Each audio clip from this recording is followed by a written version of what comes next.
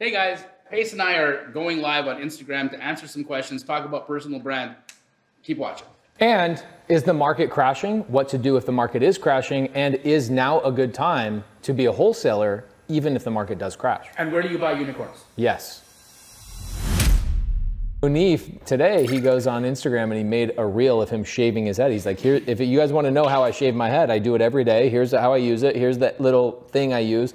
And then I look at the comments, there's a bunch of men that are also shaving their heads. They're like, oh, damn, this is great advice. I actually need that thing. Yeah. Thank you so much. Yes.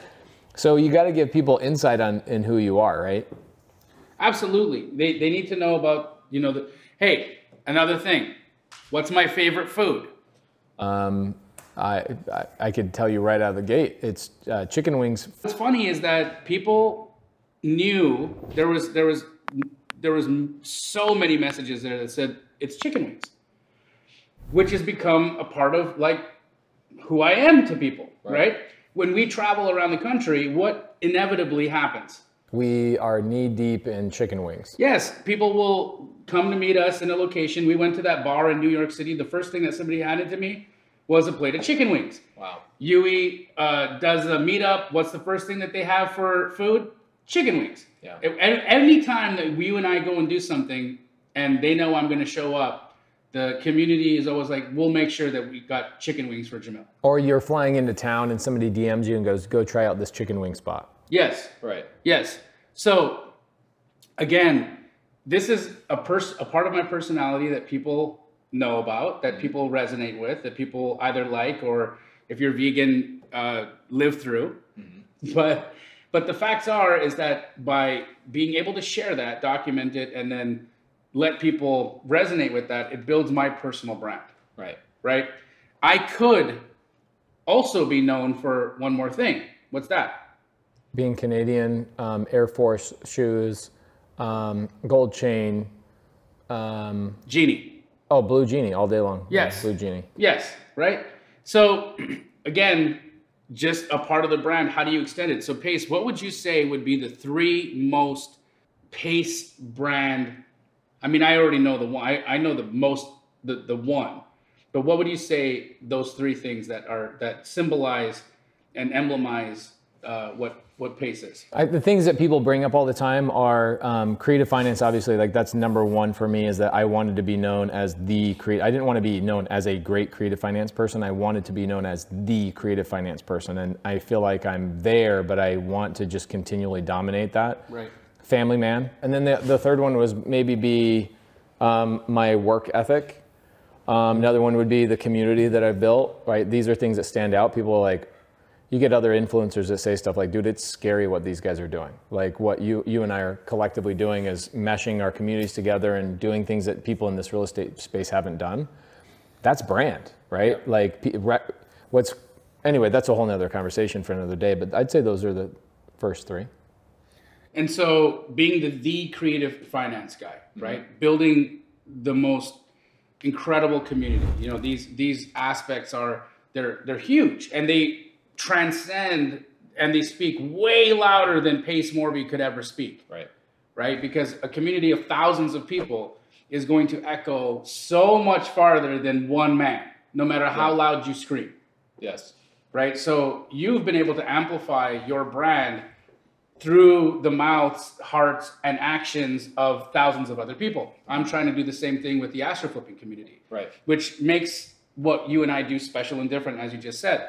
So if somebody was out there right now looking at the beginning of their real estate journey, there's this thought, I'll never be a Pace Morby. I'll never be Steve Trang. I'll never be a Brent Daniels. What's the point of even starting? I think the challenge is like you start looking at like a Michael Jordan, right? If you saw Michael Jordan in his prime and you said, this is the goal to become this person, the Michael Jordan, you'd be like, that's impossible. But if you went back and you saw the beginning of like when basketball was a spark in his heart and he actually couldn't even make a layup, and you watched that organic growth, you would go, oh man, I'm compelled. Like that makes me feel compelled to go and do this because I can do that. Right. So if you understand like where did this actually start for people, where does it start for you? Where does it start for me? I already know the answer. The answer is, do people in your audience believe that you care more about them or care about yourself? And I think where you and I have done really, really well is that we both care about our audience and our community more than we care about ourselves, to the point where we will tirelessly work for them, right? The challenges that we do. I mean, think about the challenge I got coming up in 62 days. Uprooting your whole family. Uprooting my whole family, my wife and her sacrifice, and taking our kids out of like swim lessons, dance lessons, soccer, basketball, all of these things. We're uprooting our entire life to sacrifice our energy and put it into somebody else's business and let 10,000 people live stream it simultaneously. And we're doing that for free. So where did that start? It started by one day, I actually saw a guy in our local market. I just saw all his Instagram posts. It was all about him. All about him, all about him. And I go, you know what this industry's missing is people that are like, I'm in this for you. And so I started doing ride-alongs. I started doing meetups at my office with the whiteboard things. A lot of people reminisce on those times where it was like this dingy old ass office in the middle of. You did it all in the hallway. Did it all in a hallway. Yeah. Didn't even have an auditorium. I was in that stinky hallway. Yeah, it sucked. And so it was awesome. It elevated, and then the 16-hour live that I did, I had 4 boxes that I put my laptop on. I didn't even have a desk to put it on.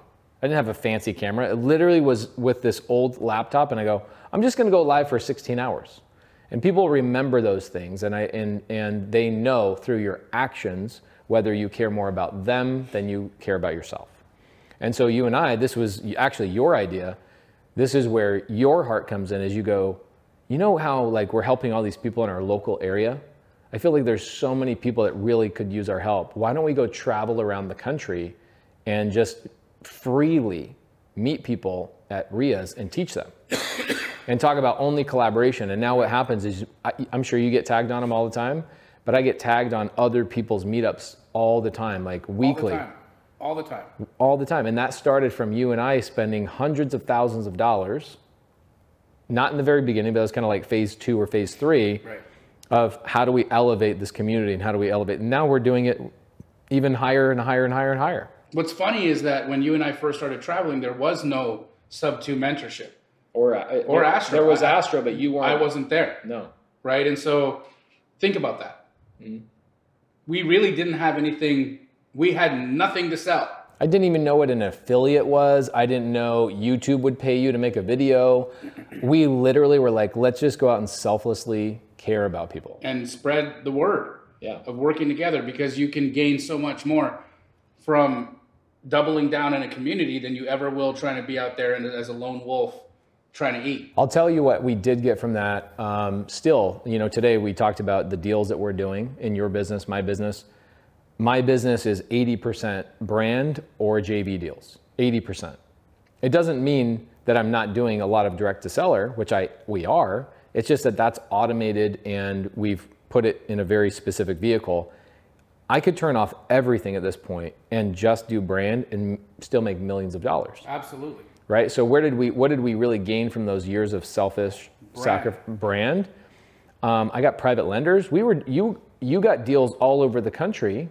And then it also allowed you to go, when you guys decided to franchise, you had people that were like, I know Jamil. I met him in Dallas. I met him in Atlanta.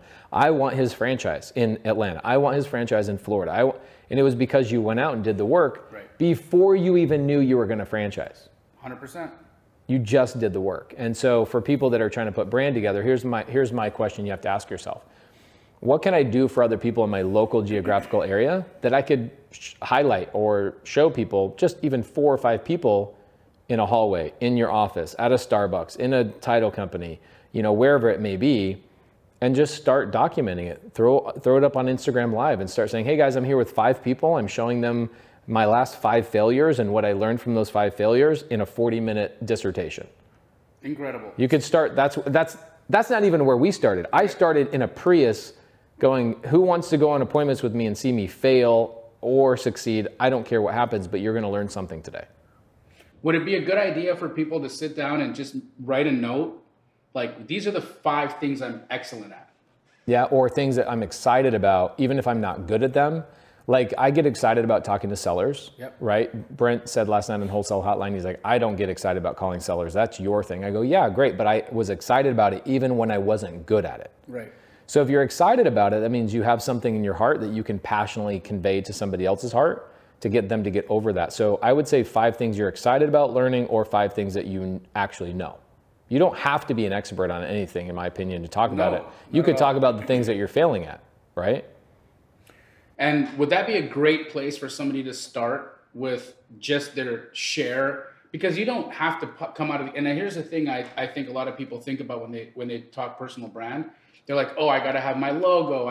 They feel that they've got to have Pace Morby Subto out the gate. No. But that's an evolution. Big time.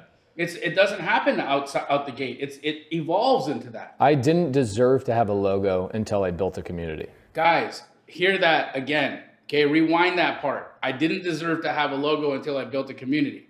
It's not even his logo, it's the community's logo, right? And so think of that. All of you guys out there right now thinking about, oh, I'm gonna build my personal brand. What's the first thing you're looking to do? How do I pass this off to a graphic designer to go make me a logo? How do I name it? Yeah. Guys, you are the brand, right? That's why it says personal brand. It's not about that, right? It's about you being the person that says, okay, how do I elevate myself? How do I become so loud that I'm recognizable? How do you become an Ingrid? How do you become a Munif?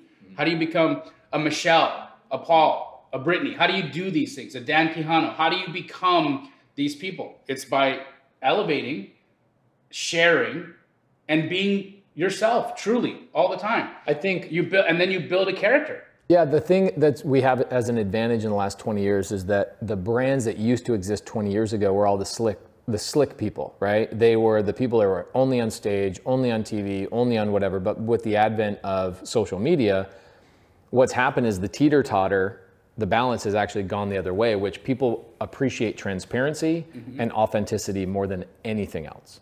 And they also help people, the world loves go-givers. And so what I see is I see these rooms that you and I are part of, masterminds, and we'll go to another mastermind, we'll go to another mastermind.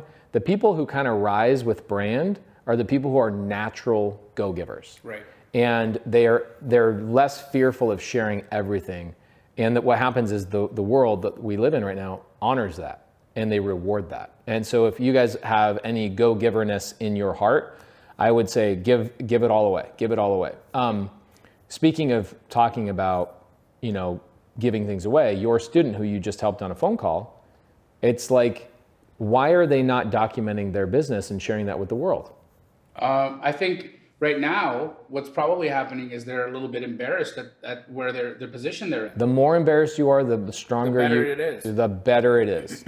In fact, your YouTube title should say, I effed up.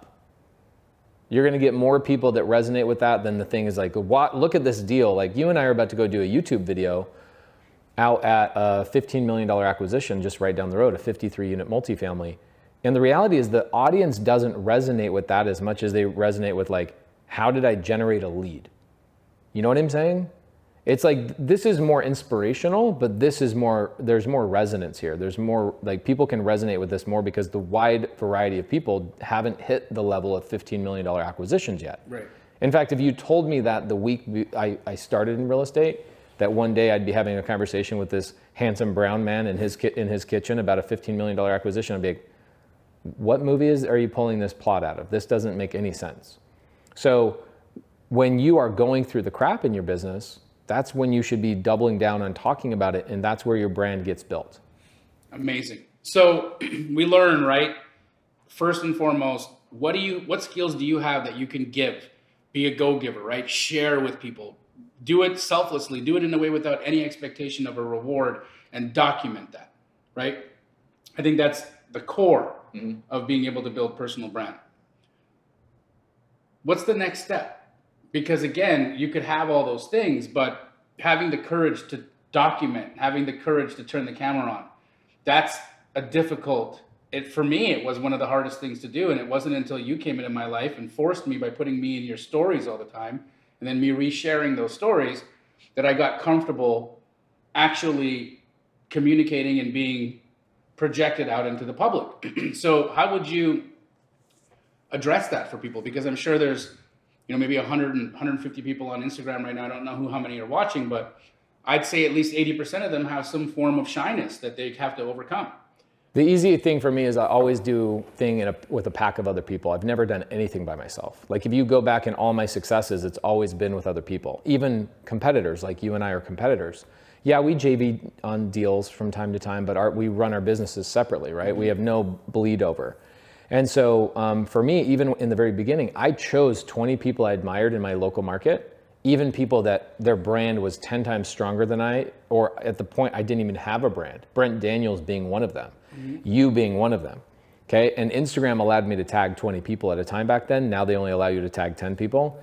But I chose 20 people, and for a year, this is the other part people don't understand, is that this doesn't happen over 30 days or 2 weeks, or I post on my stories today, I'll skip a week, then I'll do my stories, and then I'll skip a week. You can't do that. It doesn't work. You have to do it every day, and you have to plan on not seeing any real results until a year later. Here's what happens. So I tag people, I tagged you. So like I probably tagged you a good 100 times before it really started sinking in that I was tagging you a lot. And so I would tag Jesse Burrell, Annie Dragonova, Evo, Brent Daniels. I would tag other people in our local market that I respected. Then I started tagging like Max Maxwell. Never worked for me in Max Maxwell. But when Max Maxwell heard about me, there was a thing in his brain of like, oh, I know who that guy is. He tags me on Instagram all the freaking time. Mm-hmm. So it allowed me to get into the rooms that I needed to be in. But it, like the Annie, the Evo, the Jessies, and the Brent Daniels, when I ended up joining TTP years and years ago, Brent, I came through his program and I paid my fee, Brent was like, why is this guy's joining my mentorship? Right? Like, because I had been getting his attention far beyond that. And so what I would tell you guys to do is like, who do you want to collaborate with in the future? Tag them on all your stuff relentlessly to the point where you have they have no choice but to hang out with you. Yep. And be annoying. Yep. Like, dude, this guy's tagging me. Sooner or later, they're going to start DMing you. And then you guys become friends. And next thing you know, you're collaborating. Even if it's to say, stop tagging me. Yeah. Even if it's to say that. But either way, I mean, no one's really mean out there. No one's out there trying to like rain on your parade or not let you feel good or not let you have a voice. I mean, everybody who came out of the gate swinging, everybody started with nothing. Yeah. And understand that there were people who pushed them along and people that helped them along. And so there is a commonality amongst people that you'll find with success is their willingness to help is typically there. Well, here's a question for you. So in terms of personal branding, right? Like you started with no posts. Yeah. Right? I was there. I know I was there. I have proof. My memory is proof that this was real. Okay, the guy didn't have a TV show, didn't have any Instagram, Facebook group, podcast, YouTube channel. Literally, I was there when you had nothing. In fact, it took him 2 weeks to reply to my DM. Okay, and I couldn't get your phone number because the people in town were like, no, he's in a cave. He's in a cave. You have to go through a 10 password handshake situation. You have to be thoroughly inspected. And now that I think about it, it was very brilliant for me to make myself that guy. Like, yeah. And I would tell everybody, hey, don't tell anybody my name. Oh yeah. That was the tagline that I left everybody with. I said, I want to do business with you, just don't tell anybody my name. And then all they did was tell people my name. Ironically, that was a great way to brand yourself because it got a guy like me go, I'm gonna freaking find this guy 10 times harder than I found these other people, right? So I was there, and now things have changed, right? You've got these things, you've got what most people would aspire to say, I want a personal brand like Jamil's. But I know that's not the end for you, right? You've got Bobby Two Hands, who I feel like is the best in the business. We've got a team around us. You got Emily. I've got a team that might as well be your team. Where is your personal brand? Where do you sit and strategize of like, where do I want to go next? What do I want to do better? What do I want to improve? What do I feel like my team needs to do here or there? Because people need to know, like, this is not a freaking destination you hit and you're done. There's a journey that is constantly improving. So is there anything off the top of your head that your personal brand either needs to improve or you're going to add at some point in the next 6 months? Yeah, I think for me, with my personal brand, I want to, and it's, I think just with building Astro Flipping, I took a breath from Keegley, took a breath from really promoting it and really being a part of its growth and franchise development and whatnot. And so I really see completing our franchise offering and having the 660 units that we have in our FDD established is really where I want to hit next. And so for me, personal brand and really enmeshing myself with Keegley more and Astro, you know, both together because they feed each other so well. But for me, that's where it is, right? I see me elevating the brand, elevating my personal brand, elevating Keegley to the point where we hit that 660 franchise unit number, and we're able to bless the business model in every market that you could possibly want to have a Keegley in. I like that. I think also one thing I've harped on you in the past for is that you have, like, I broke this down on a YouTube video recently, the reasons why people are in real estate, right? And I'm like, okay, cash flow, appreciation, depreciation, leverage. But at a certain point, it becomes about story. Like, I buy properties, I do real estate because I'm trying to obtain a story that I can turn around and tell, right? So really the story is something you have to amplify. And here's what I mean specifically about that. Your people did 66 deals in Keegley last month. Right. I didn't talk about a single one of them. You have 66 stories you should be telling. In my opinion, you could almost hire a full-time storyteller for your brand that's like, they don't even have to have it's not their face. They could just go, let's talk about where the deal came from, who it sold to, not who it sold to, but like, how long did it take to sell, this, that, and the other, and you document, and then you pick out 3 or 4 that you go, oh my gosh, here's one where the tenant hadn't paid for 20 years. Here's what we did along those lines, because then it highlights what your services are, and then it also tells people problems that you can solve for them by doing deals with you. You have 66 opportunities of stories in your business that you didn't tell one of them last month. Right. And I've been talking to you about this because I go into your office, well-oiled machine, and you see deals, I see stories. And I'm like, that's a story, that's a story, that's a story, that's a story. You got Ronald, you got other people. I almost feel like you should take Ronald and be like, Ronald, we're gonna do one YouTube video a month with you, and you're gonna talk about the craziest thing that happened this month inside of your office, or the biggest check you made, or the biggest whatever, because then it highlights the opportunities that people have to work with you. Right. You know what I'm saying? So I think that would be an amplification of like telling more stories of what you guys are up to. That's great. I have to do that. You're right. And irresponsible of me not to share those 66 opportunities, right? Because there's more wholesalers to help, there's more agents to help, there's more sellers to help, there's more deals to do, there's more money to be made. And well, you know, when you're on a podcast or you and I are on stage and somebody says something like, what is Keegley? What does Keegley do? I'm like, he has 66 stories that he could have told this month that would have solved that problem, to the point where almost people should be telling your story for you. Right. Right. And so I think you guys will get to that point. But then there's another question. The other question is, how do I determine on a daily basis what I should focus on? Because I could give you 10 more ideas that you go, oh yeah, I thought about that 6 months ago. And what is it that you haven't done it because you're lazy? No. I know you're not lazy. I'm around you. You're one of the hardest working people I know. You wake up early, you're on your stuff, you're super organized, you're super punctual, you care more than anybody I've ever collaborated with. So why is it that you can't get to those things? Is it an unrealistic expectation? Is it that you have other priorities? Give the people permission that they don't have to do everything all at the same time. Right. You know what I'm saying? Yep. What do you think is the thing? Is it all of those things and more? No, I think priorities right now, you know, we've been really focused on making a great television show, and the hours that we keep with that are a little bit challenging. And so really trying to navigate that moving forward, I think will be allow me to do more of it. You know, it would be so great because you and I have to be on set at 7:30 a.m. 5 out of 7 days every week. How cool would it be for me to be able to step into my office every morning before I had to go to set? Oh my gosh. And see my team. You can't, I haven't been able to do that since a year ago. Yeah, that's disappointing. right? And it disconnects me from my team. So for me, why I haven't been telling those stories is I don't feel entitled to. Interesting. Damn, that's really insightful. Right? Because when I'm involved, I feel entitled to tell the story. See, right now all I do is get to cash the check, but I don't feel entitled to the story because it's wasn't a part of my journey with them, right? Even if I'm there to be able to help them comp, even if I'm there to be able to put a second eye on it, even if I'm there to slap a hand and congratulate an effective deal, that involves me. And if I have involvement in it, then I feel entitled to be able to tell a story.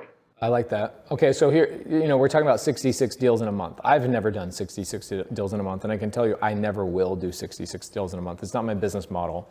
I love it, and I admire it, and I look at that, and I'm like, holy moly. I know other franchisees that you guys have. Like, some of my favorite investors in the nation are your guys' franchisees. Like, I love Chris Campbell. I love Jim Willis in the Carolinas. I love so many of your people.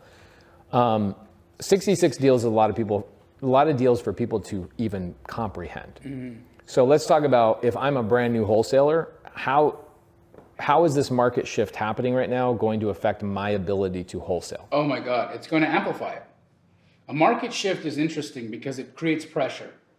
Pressure on who? Well, that's what we need to determine, right? So looking at the current cycle of the market, we've got high prices, which creates pressure on buyers because buyers don't have the income or don't have the ability to qualify, okay?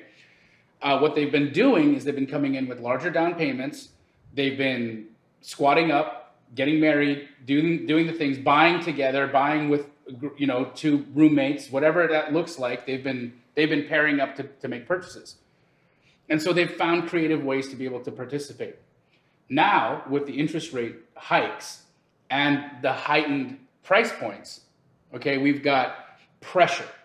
Now that pressure is going to need to manifest somewhere, and where it's manifesting right now is on sellers, because the market that we walked into 90 days ago is not the market that we have today. No. Okay, so wholesalers, if you've been able to survive the last 12 months and make money in wholesale, you are in for a treat, because it's been really difficult the last 12 months to get your hands on a deal. Yeah.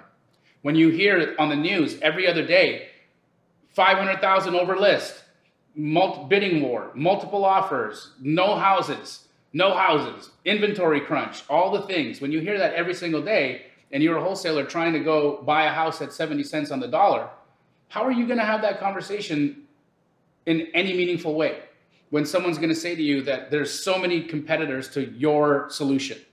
So get out of my house, wholesaler. I'm going to go call Open Door. I'm going to go try an MLS listing, or I'm going to do these multiple things. Right now, because we are going to, guys, if you've been having conversations with agents in the last week, the tone has changed. Real estate agents are noticing it dramatically, because their sellers are getting worried. The sellers are saying, reduce, reduce, reduce. They're now getting more open to the reality of where the market and where pricing should be. So if you're a wholesaler and you've been having a hard time getting deals under contract, now will be the best time for you. Why? Sellers who were sitting on the fence, they better make and take action, because they're not going to get a better price than what they're going to get today. We will start to see a flattening in pricing, possibly a small dip. And there's no crash coming, guys, but you might see a small dip. That's normal for rates and for hikes in interest rate. But sellers are going to start adjusting. And so that means that you can get out there and get better deals.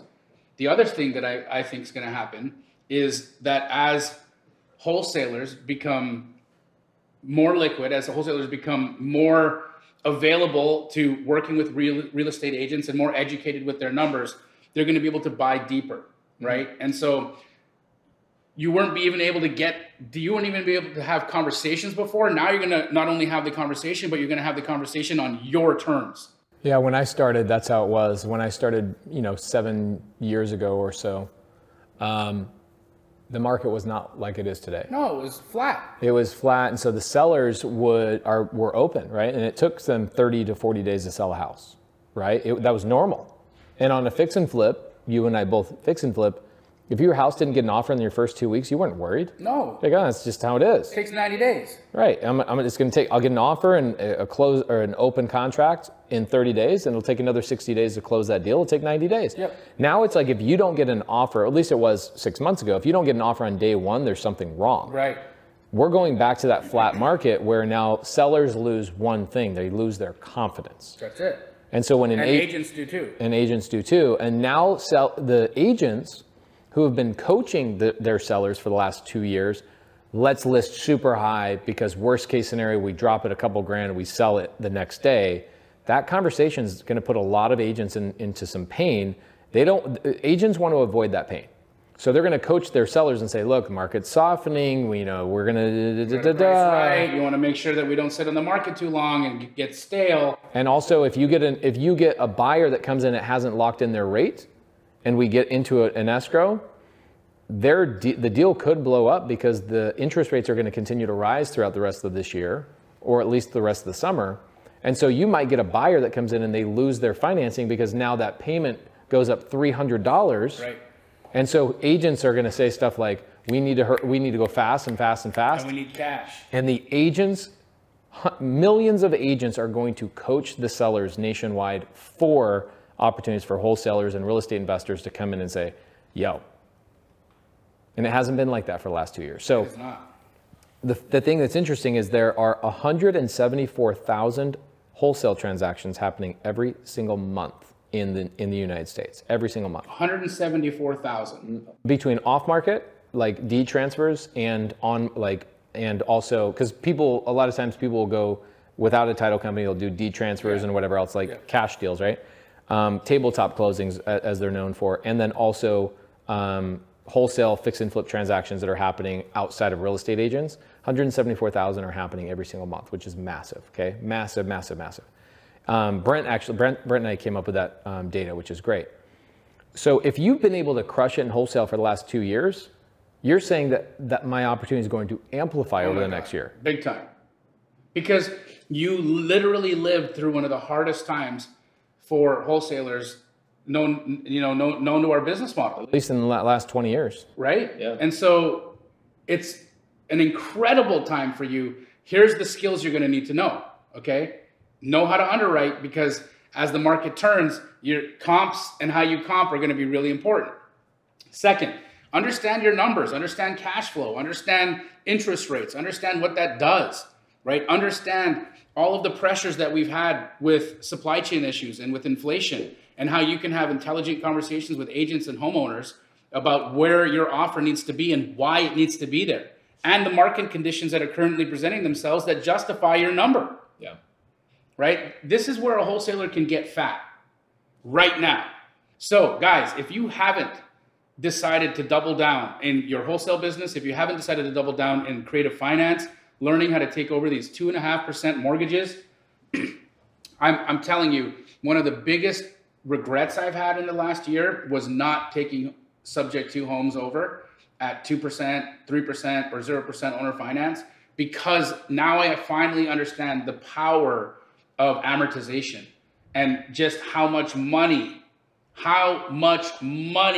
gets lost in interest when you're doing regular transactions with a bank. You know, wholesale for me, wholesale is a great way to make a really amazing living, right? Yep. And I think a lot of people think we're all wired and educated from the news and our 9-to-5 jobs and our parents and our grandparents to worry about one main thing: retirement. Yep. Everybody's like, how am I going to retire? How am I going to have enough money? Like once I stop working, or how can I quit my job and work on my passion projects? I mean, retirement could be a bunch of things. It doesn't mean to stop working. It means you're retiring from your 9-to-5 job. You're retiring from doing shit for other people. There you go. And I'll die of a heart attack from working my guts out because I love working. It's not that I don't love working. It's I don't want to work for a prison. Like I'm locked into a 9-to-5. So I look at that and I say, you've got to be stacking, not as many as I do, but you really only need about 5 properties as rentals or Airbnbs to truly retire at the dollar amount that everybody is shooting for, right? Most people are like, how do I retire with about $2 million? That's 5 $400,000 houses that You buy today, they pay off. When you're retired, it's worth $2 million. That's your retirement. Like, you don't need a 401k, a Roth IRA. You don't need any of these, like, oh, I'm going to go buy this, dividend stock. I'm going to go buy this. All of those things are great, but really you only need 5 properties to be like, I'm done. Now, no matter what I do with my active income and my passion projects, as long as those cover the bills, my retirement is set. Like, it's set. So the 2% and the 0% and all of these things that we've been acquiring in the creative finance world, it's like the retirement of our company is like a couple $100 million. Right. You want to become worth that, and you want to change some lives. Like, that's a powerful thing. So I think creative finance, obviously I've done well in it, even through the crazy high price times. But as the market turns, what's happening now is that same thing with us. Agents are saying their sellers wanted $500,000 for a house. Now the market's softened, and they're not getting offers at that. They're getting offers at $450,000. Now the agents are coming back to us and going, hey, we said we weren't open to seller finance. We might be now. Can you submit an offer? Yeah. Right, I've got a 12-unit deal I'm working right now, a multifamily deal. Same thing. We offered the seller something 6 months ago.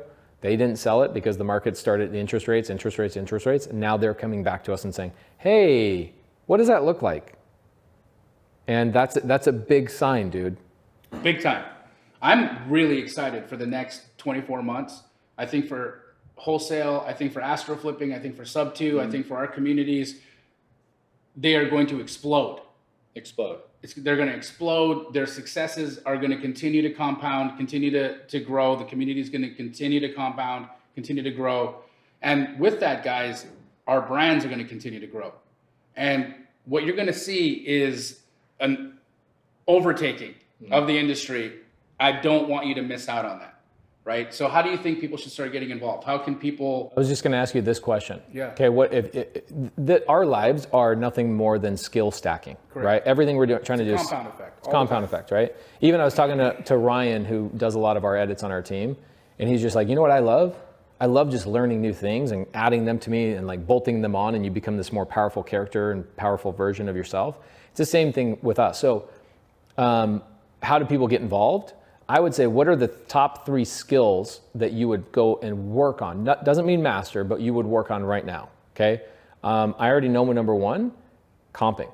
Yeah, underwrite. If you can't comp and look at a deal, okay, I could send you 100 opportunities and you don't know if it's a deal, what the exit strategy is. So I would learn how to do that. How do you do that? Is you practice. And the way you practice, get very granular. I'd go to Keegley.com, I'd look at your inventory, I'd look at other wholesalers' inventory, and I would say, if I'm gonna look at this from a fix and flip standpoint, if I bought this at the price they are offering at, could I fix and flip this and make profit? Right.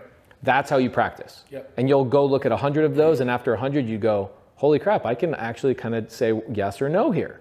Right. So comping, for me, I would absolutely learn how to obtain properties, because for us, our method has always been 5 wholesale, 1 door goes in our portfolio. 5 wholesale, 1 door goes in the portfolio. And what will happen is after 2 years of wholesaling, people go, I don't have any assets and I'm paying a lot of money in taxes. So I would learn how to acquire property. And the third one, this is one that you're not doing as much as I am, but raise capital. Right? Pooling, you did it, right? You just did it for this multifamily deal.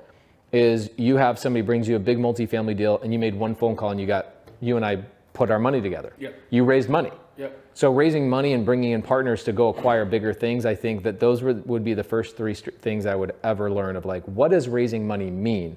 Doesn't mean I would go do it.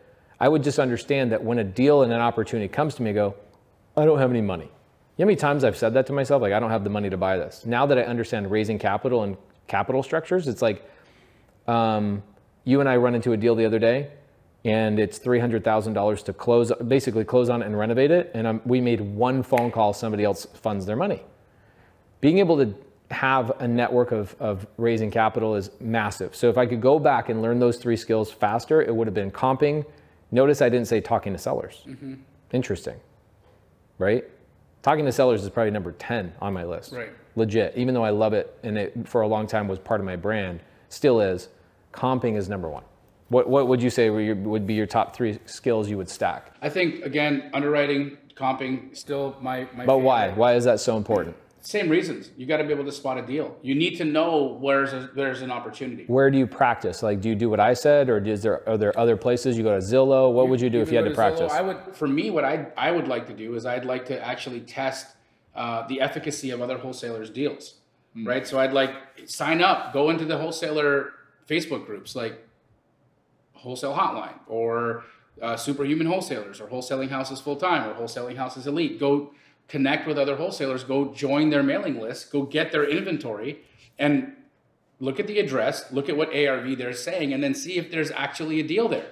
If your ARV is off, call the wholesaler and say, hey, I'm looking at your deal, I'm trying to learn and I want to understand how you got to the number. What comp did you use? Don't be rude, don't say you're wrong.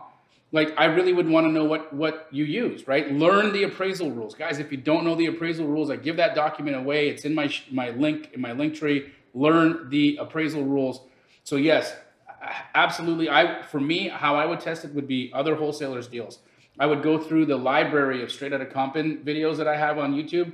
I'd watch every one of those episodes. I'd look at every one of those addresses and I would see what ARV I came to. And I would test if you come to the same ARV or not. So I had a student that did this on your Sunday lives for like 2-3 months. All they did is they go, I want to see if I'm faster than Jamil at comping properties. That was their main goal. And then I learned this magical thing. People who say I've been trying to get into real estate for a year, 6 months, 3 months, 2 years, whatever it is, I go, well, at least you've learned how to comp really well, even though you've never done a deal, right? What do they say? No. No. Well, okay. So you don't even know how to comp. You haven't stacked one skill. Right. I would say that the value of actually learning how to comp is better than getting your first deal done. I know that's crazy. I think it's real. But you being able to determine whether a deal is a good deal or not, you can put yourself anywhere on planet Earth. Jump into a wholesale hotline, or not wholesale hotline, but a wholesale Facebook group like you mentioned, and go, I know how to spot a deal. And I know when a deal is not a good deal, and when it's not a good deal, I know what to say to the wholesaler who hasn't. Says, hey, I know you have this marketed at 300, I'd be good at 270. Let me know if you can't sell it, I'm a good backup for you at 270. You're at least engaging with every single deal. There's absolutely zero possible way that if you know how to comp a property, you can't get a deal done. Totally agree. And so stack that skill, guys. That's the number one thing. On top of both of our lists, stack the skill of learning how to comp. You'll never go hungry a day in your life. No. I got a question. Yeah. Great question. Reiterate the question for everybody because you're mic'd and he's not mic'd. So Ingrid asked the question, hey, I get wholesalers that reach out to me and they want to know, how do agents get compensated if they work a wholesale deal? So really interesting question and really straightforward way that they get compensated. If the agent is working an already contracted deal, so say that agent has gotten a deal from a wholesaler, now they're trying to sell that deal to another buyer, what that agent needs to do is add their commission on top of that price. Typically, wholesalers aren't adding or padding their prices with 3% agent commissions included in their assignment fees, right? So you're always going to want to add that on top of the price. Now, you can call the wholesaler and ask the wholesaler if there's room to fit you in, and oftentimes we'll have agents that call us and ask, and if there is, we will work with them, right? But don't assume that you're going to get paid a standard realtor commission on a wholesale deal, because that's not how those deals are marketed. They're typically net deals. Now, if you're a wholesaler and you're working with an agent who's bringing you an opportunity, right? Here's another question that I get a ton of.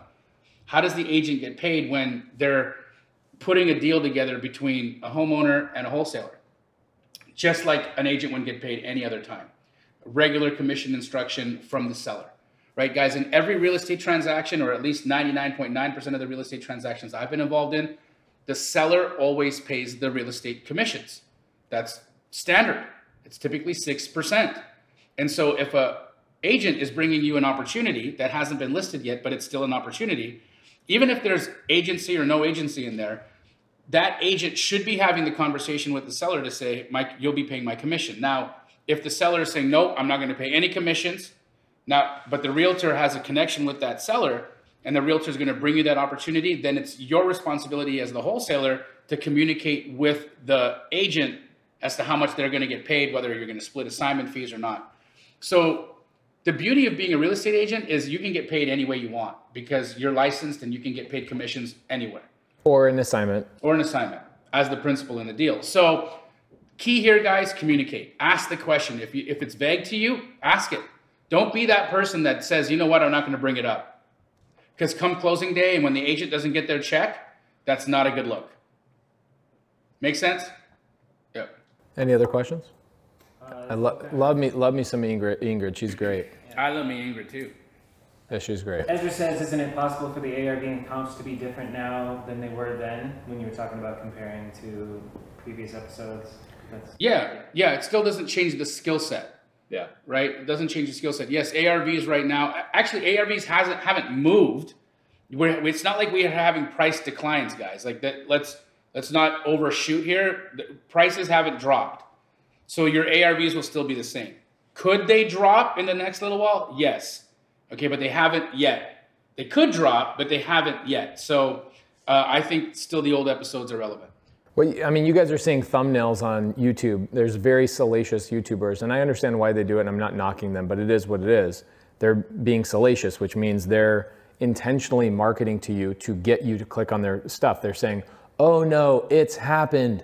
The biggest crash of all time has already started. And then when they get into the actual data, you find out prices are not declining.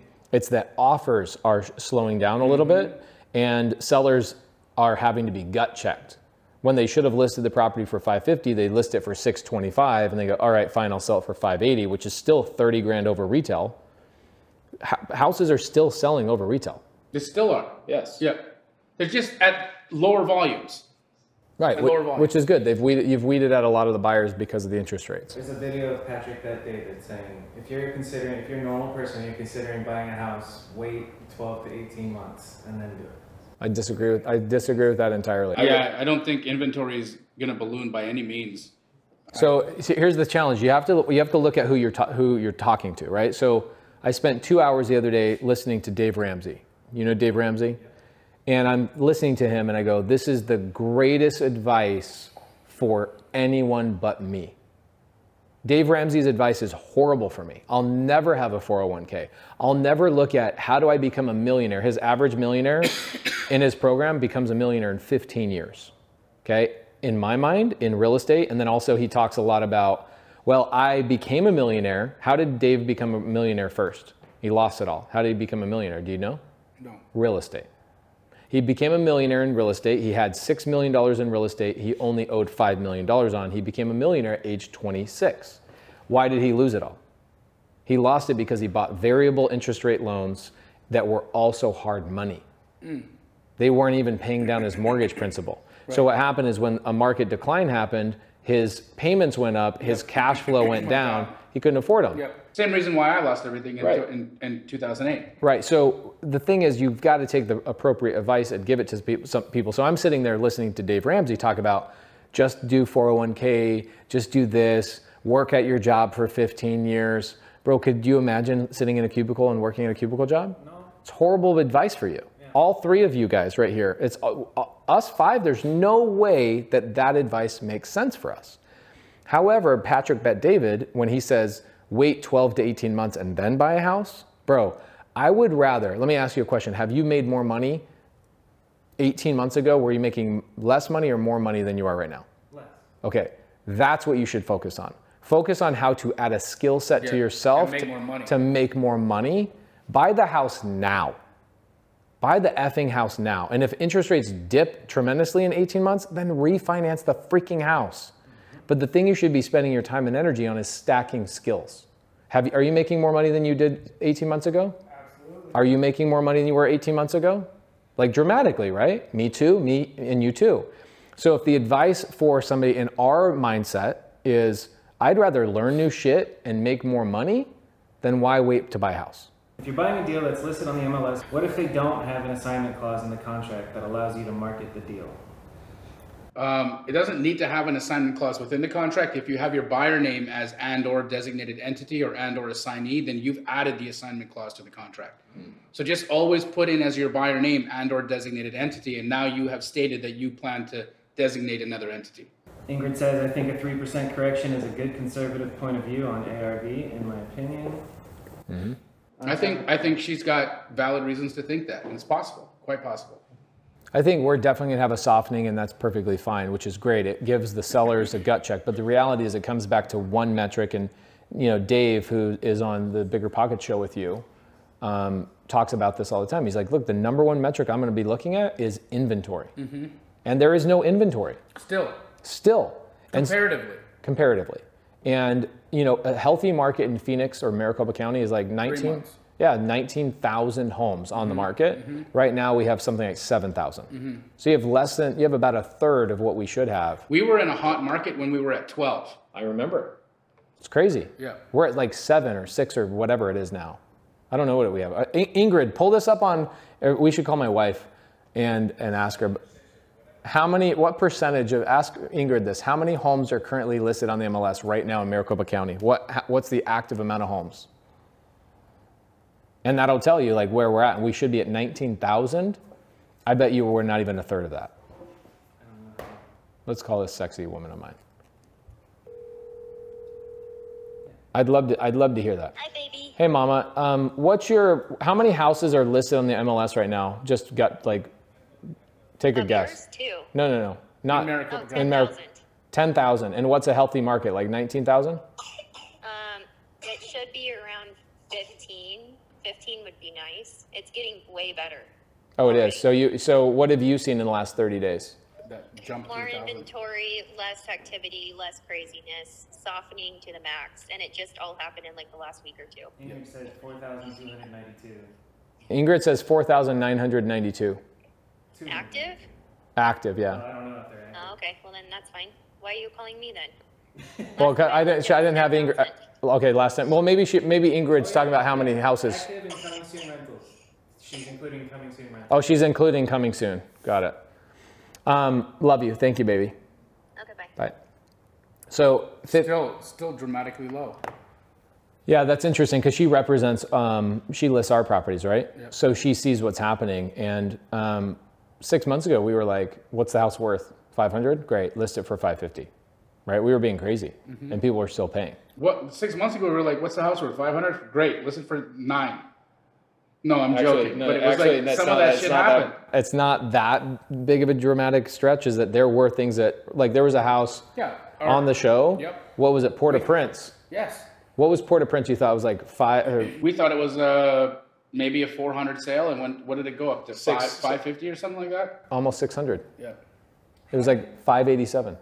How do you have the talk with agent about their fees if the seller does not pay them? Is that redundant? Did you guys already No, we can go it over again. How do you have the conversation if the seller doesn't pay them? Say, okay, great. This is. Can I answer this? And then you'll give them the real answer. Jamil's answered this. Your answer was to have a conversation with them. Yep. And anytime, let me ask you a question, Bobby. When you take a girl on a date, is there a script that you use that's like works every time? No. You're not writing down the script on your hand.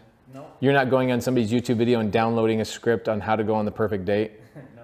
Then why do people expect a perfect script when talking to an agent? It's a human being to another human being, and if you don't pick up the phone, you're going to fail. And ask the question.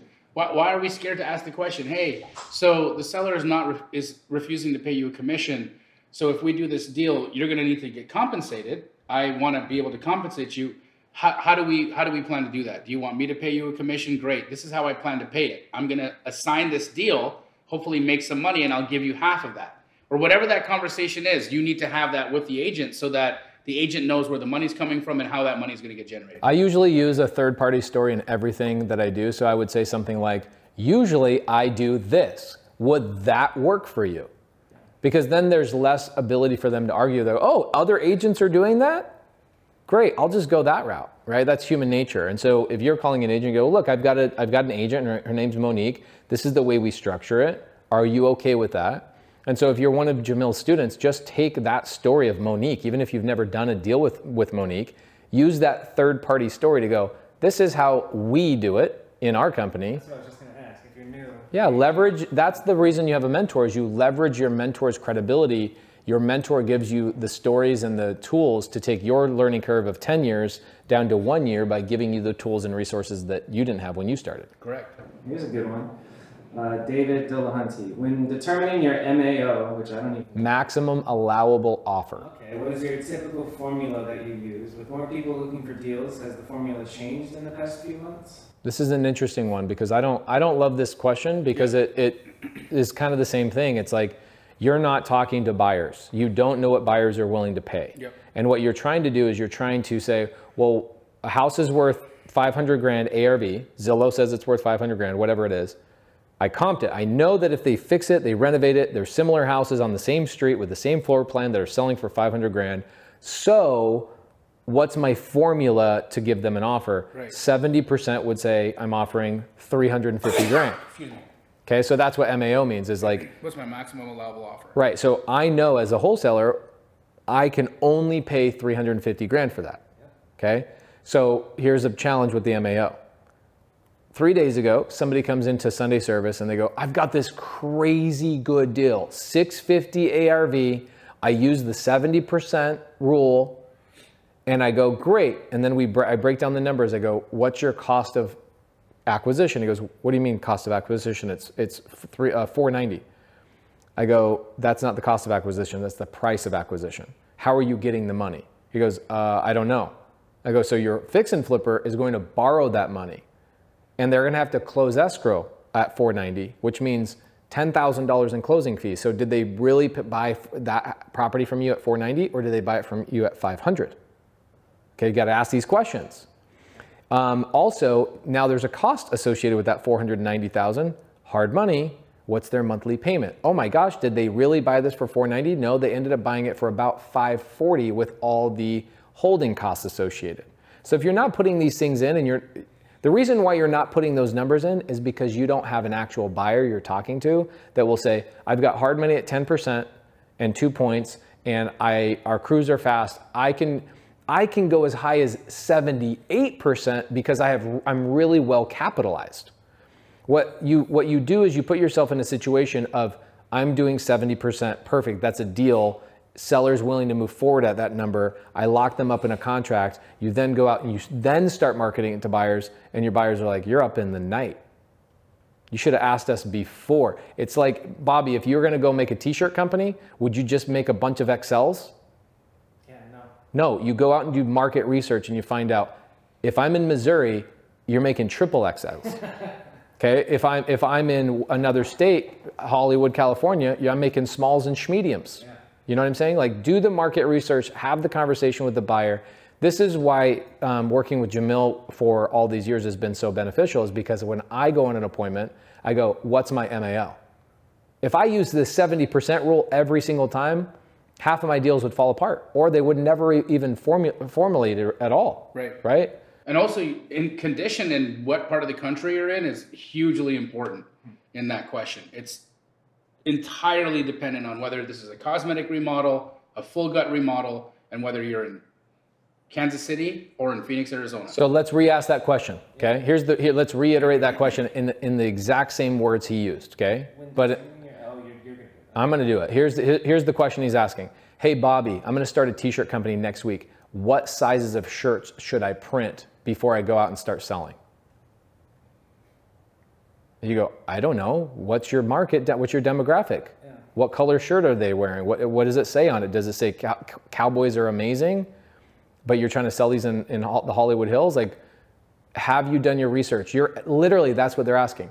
What size shirt should I make if I go start a t-shirt company without doing any market research of what my customer wants? So the practical advice to David would be to talk to your buyer and then talk to a buyer, talk to a Keegley, get an understanding of like what percentage they're seeing the majority of their deals, evaluate condition. Is this cosmetic? Is this full gut? And then know what average percentage you need to be at. Just keep those things in mind. Have conversations. See, what Pace is saying is communicate.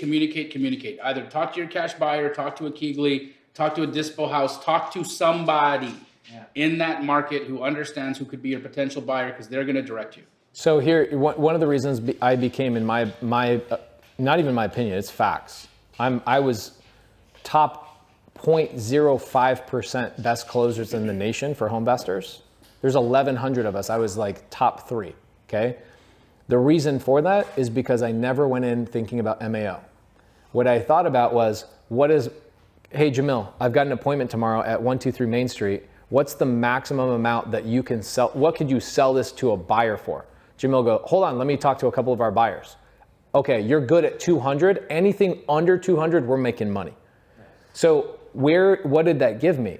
It didn't give me a purchase price. It gave me freaking confidence. Yeah. So when the seller says, I'm good at 220, I know without a shadow of a doubt that I got to get this under 200 or walk away from the appointment and follow up, follow up, follow up. What I see a lot of people do is they come in, there's a ratio. 10 contracts get signed by a new wholesaler. How many of those are going to the finish line? 10. Oh, going to go to the finish line? Yeah. None. Maybe one if they're lucky. Maybe one. The difference, and that wholesalers watch YouTube University, they've got the MAO thing in their mind, and they're going out and getting 10 contracts, they can't sell one. You know how many times, like even Robin Hurt, who I'm going and moving to Tacoma, Washington for, last night on Wholesale Hotline, I go, Robin Hurt, who's never done a deal before, she comes in and corrects me in the comments. She goes, no, I've gotten 2 houses under contract, but they didn't sell. It is a common problem, and everybody's following MAO that's doing that. So is there, That's why I've had the biggest problem with it. It's irresponsible. It's irresponsible, yeah. So Fogtown King says, but people say don't call buyers if you don't have a property under contract. Incorrect. Incorrect. Incorrect. Absolutely incorrect. If you have a wholesaler that is saying don't call me until you have a house, then is that somebody you want to be a friend with? What I tell people is my cash buyers, if I called any one of them right now, they'd tell me who they were on a date with last night. Hey, let's go to dinner next week. Like my cash buyers are my friends. Mm-hmm. And we make money together and we watch out for each other's backs. Jamil is one of my biggest cash buyers. I go, hey man, what do you think about this? Hey Pace, like what's going on in this neighborhood right now? We're seeing a lot of X, Y, and Z. You got to offer 40 grand lower than you think because this is what's going on. I don't want to put that in my brain. I want to just go get the contract. So if you get buyers should become your friends and your backstop. Like I'm good at 200 sight unseen. Great, perfect. And if a buyer tells you, hey man, don't call me until you have an address, do yourself a favor, block that person from your phone and never call them ever again, even if you do get an address. Yeah, they suck. Right. What would you do if the agent's getting impatient because your buyer doesn't respond right away? That's a specific situation. What if your agent is getting impatient because the buyer doesn't respond right away? So yeah. First, there's so much going on in that statement. Like, first of all, why does your agent know anything about your buyer? I want to know what relationship is happening over there. Is it the agent's buyer? Did you tell the agent you're wholesaling? Like, what is happening and secondly, are you telling your agent, hey, I need to see the property, and then trying to make an appointment, and then now you can't get a hold of your buyer? If you can't get a hold of your buyer is not your buyer. When your buyers ghost you, that's just no. Bro, when you got a buyer on the line, they are hunting you down. Send me the contract. Send me, because they're deathly worried that you're trying to sell it to somebody else on the side. Yeah. If you can't get a hold of your buyer, you don't have a buyer. Sorry, man, I was in a movie. Yeah. No, that's not how this works. Like, if you're a cash buyer, I will step out of anything but my wife giving birth. That's the only thing I won't step out of. I think you did step out of. She had already given birth. Okay. She was. And then he took a home investor's call. I did. It was like 1 o'clock in the morning or some crazy thing. Yeah. We buy houses. I know that this might be interesting because you guys might have different opinions. What's your perspective on saving cash as reserves? Oh, we 100% have different opinions of this. Here's the thing about this, and we will have different opinions. There is no perfect strategy for investing in real estate. At the end of the day, here's what you do.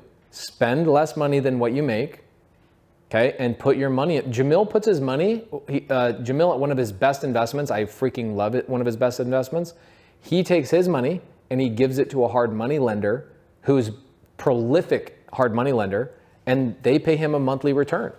You know what's great about that? No tenants, no toilets, no trash. Yeah, nothing. No evictions, no nothing. And I liquidate in 30 days. So I'm buying the building with Pace. They've got $500,000 of mine right now. I was like, hey, I need that money back. Boom, gets wired back to me. I get to go buy the building. Right. So I make 10% on my money, or it's deployed.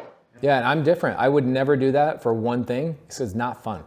I want tenants, toilets, and trash. I want to deal with the things. I also am so in love with learning the whole process of owning and dealing with the crap on the back end. Jamil's a couple of years older than me, so you've done this. Yeah. Like you liquidated an entire Airbnb portfolio. Like you've lived that life.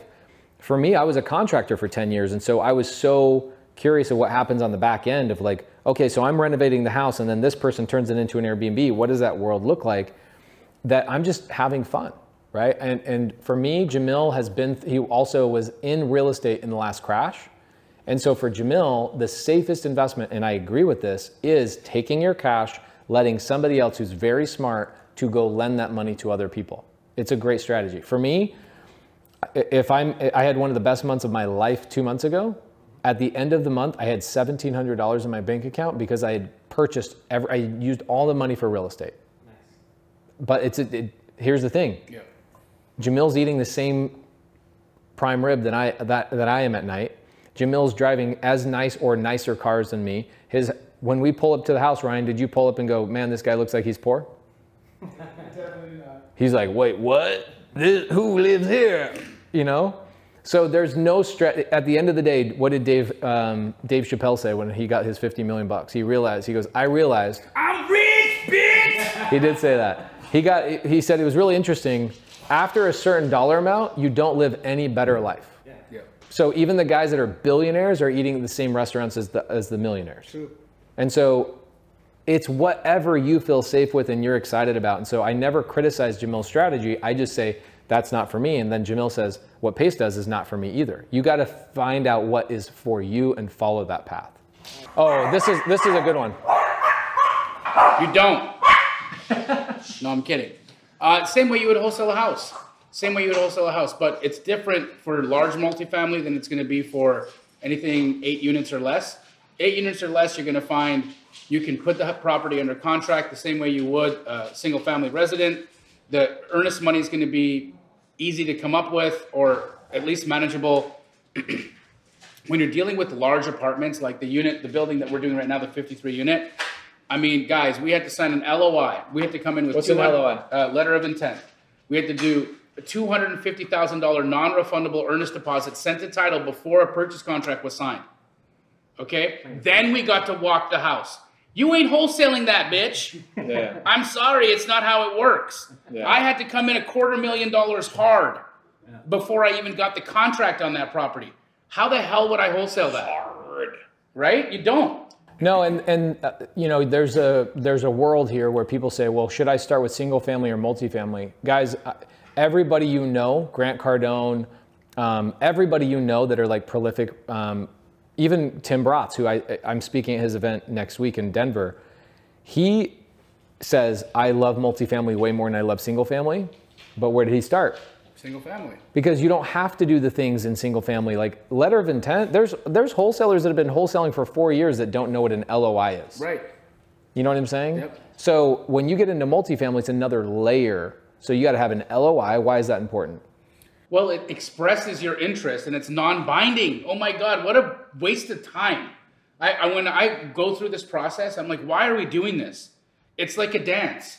It's like, you know, if you ever watch that Netflix series, The Bridgertons, and they're all like, like, hey, let's just dance around each other. That's a fucking commercial deal. Mm-hmm. Okay, let's all sit down and let's have intent that we're going to do a deal. I intend to do a deal. Do you intend to do a deal? Yes, we intend to do a deal. All right, let's spend an entire week doing that shit. Yeah. Then, now that we're there, it's get naked. Legit, because they're like, wire the money. And you can't get that money back.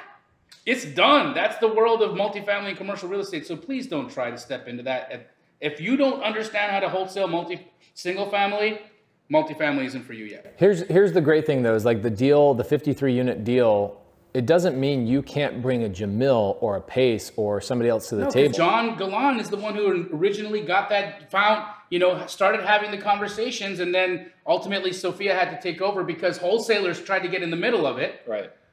This whole deal came to us because wholesalers effed it up. Thank you, wholesalers. Yes. Yes. Because they were trying to shop a deal they didn't have a contract on. They didn't have communication with the agent on. They knew nothing about it. The building was available for $12.5 million. And do you want to know what it got sent to me at? 16 million. 13.7. So $1.2 million assignment fee. That's what without even having a contract on the property. Okay?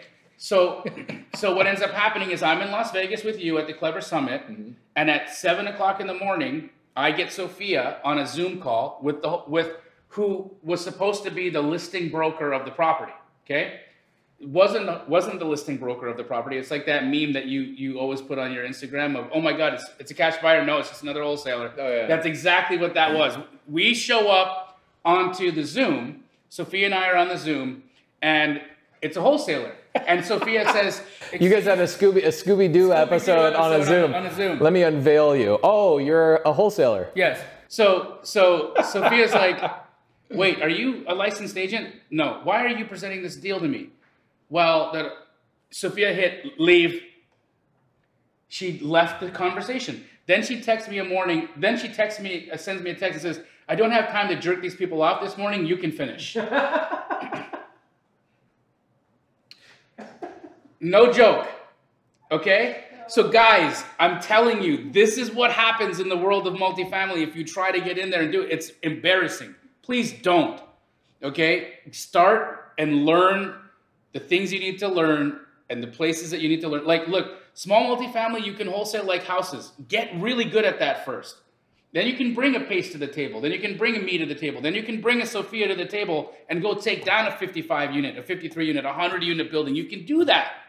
Look, I didn't understand how to do a syndication, so what did I do? Participated in one. Right?